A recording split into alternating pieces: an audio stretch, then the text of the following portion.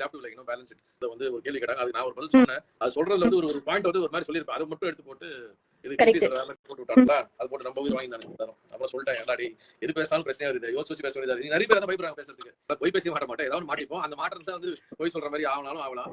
பொய்ன்றதுலாம் வந்து வேணுண்டே எல்லாம் சொல்றது சின்ன சின்ன விஷயங்களா இருக்கும். அதான் சொல்லி ஈஸியா மாட்டிப்பேன். ஏன்னா வந்து என்கிட்ட பழனோல் மட்டும் ஃபர்ஸ்ட் எனக்கு என்னை பத்தி தெரியும், என்ன பிடிக்கும். என்ன டக்குன்னு பாக்குறவங்க யாருக்கும் என்ன பிடிக்காது, ஏன்னு தெரியல. பிகாஸ் ஒருவேளை என்ன வந்து ரொம்ப ரொம்ப ரூடான பர்சனா அப்படின்னு நினைச்சு பார்ப்பாங்க. நான் வந்து அப்படி எப்பவுமே கேஷுவலா யார்கிட்ட எப்படி பேசலாம் பேசுவேன்.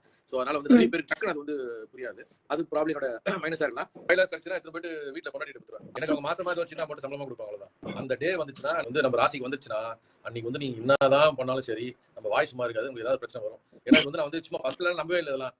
அந்த ஒரு நாள்ல வந்து ஏதாவது இடப்பட நடக்கும். அது வந்து நான் இத்தனை மாசம் அனுபவிச்சு பார்த்து மத்த நாள்ல அந்த பிரச்சனை வராது. நான் யோசிக்கிறது உங்களுக்கு பிடிக்காம இருக்கலாம், நீங்க யோசிக்கிறது எனக்கு பிடிக்காம இருக்கலாம். ஆனா அதை தாண்டி ஜென்ரலா ஒரு விஷயம் பிடிக்கும் எல்லாருக்கும். சில கண்டென்ட் இருக்கும், அது எல்லாருக்கும் பிடிக்கிற மாதிரி விஷயமா தான் இருக்கும். ஸோ அந்த மாதிரி இதுன்றது வந்து அது பண்ணி அவங்க எக்ஸ்ப்ளோர் பண்ணாதான் அவங்களுக்கு தெரியும். இப்போ சில பேர் வந்து நினைப்பாங்க, இப்போ நான் நினைச்சிட்டு இருப்பேன், ஓகே எனக்கு இது ரொம்ப பிடிக்கும் சொல்லி நான் வந்து யூடியூப் நினைச்சோம்ல, அது மத்தவங்க பார்க்கணும் அவசியமே கிடையாது. எனக்கு பிடிச்சிருக்கிறதுனால எல்லாருக்கும் பிடிக்கணும் அவசியம் இல்லை. உங்களுக்கு பிடிச்சிருக்கும், ஏன்னா அது நம்ம சிலியா பண்ணா இது பிடிச்சிருக்காங்களே, நம்மளுக்கு ஒன்றும் புரியலையே அப்படின்ற மாதிரி இருக்கும். எப்பவுமே அவர் சொல்ற விஷயம், எப்பவுமே போருக்கு தயாரா இருந்துட்டே இருக்கும்டா.